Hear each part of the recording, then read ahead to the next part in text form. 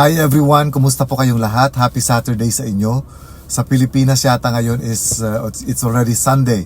Anyway, this is just a short video. Follow up lang ito doon sa extradition case na kung saan hiningi na nga ng Amerika na i-extradite sa Amerika itong si Pastor Apollo Quiboloy. So ngayon, ang sinasabi kasi na parang meron daw na nakalagay sa treaty na hindi pwedeng ipadala ang isang tao or i-extradite ang isang tao kung may kinakaharap pa siyang kaso sa sarili niyang bansa. So katulad nga ng kay Pastor Apollo Quiboloy, aside sa may kaso siya dito sa Amerika, meron din siyang kaso na kasampa sa Pilipinas. Pero ayon sa ibang mga lawyers, pwede naman daw talagang i-extradite si Pastor Apollo Quiboloy kung papayag ang Philippine government.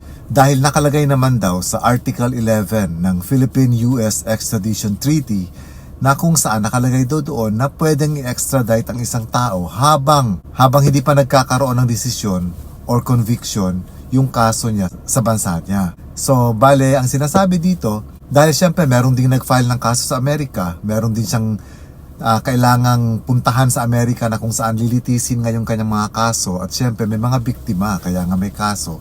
Ngayon, hindi rin daw fair na yung mga biktima na sinasabing biktima allegedly na nagsampa ng kaso dito sa Amerika ay pag-antayin samantalang pwede naman daw na harapin at litisin muna si Pastor Apollo Quiboloy sa Amerika.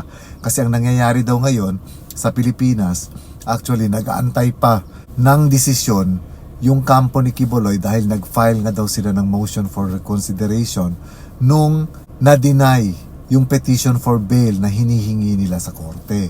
So habang hinihintay daw yun, pwedeng pumunta muna siya ng Amerika at umattend ng hearing doon habang lilitisin siya doon sa Amerika. And then after that, pwede naman siyang bumalik sa Pilipinas daw. Para nang sa ganun, sa Pilipinas, haharapin naman niya yung mga kaso niya sa Pilipinas. Ganun lang daw kasimple yun.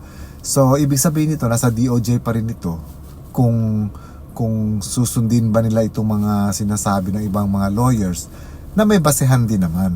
Pero syempre, yung kampo ni Quiboloy, ang sinasabi nila, kung pwede, antayin na lang muna na magkaroon ng desisyon yung mga kaso niya sa Pilipinas bago siya i-extradite sa US. Kasi hindi naman din nila pwedeng sabihin na hindi dapat i-extradite si Pastor Apollo Quiboloy sa Amerika.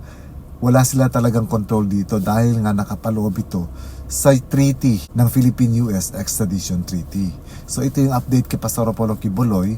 Well, hopefully, magkaroon ng desisyon kung i-extradite ka ba muna siya at bumalik na lang ng Pilipinas para dinggin yung iba pa niyang kaso sa Pilipinas or antayin na lang na magkaroon ng desisyon muna yung kaso niya sa Pilipinas.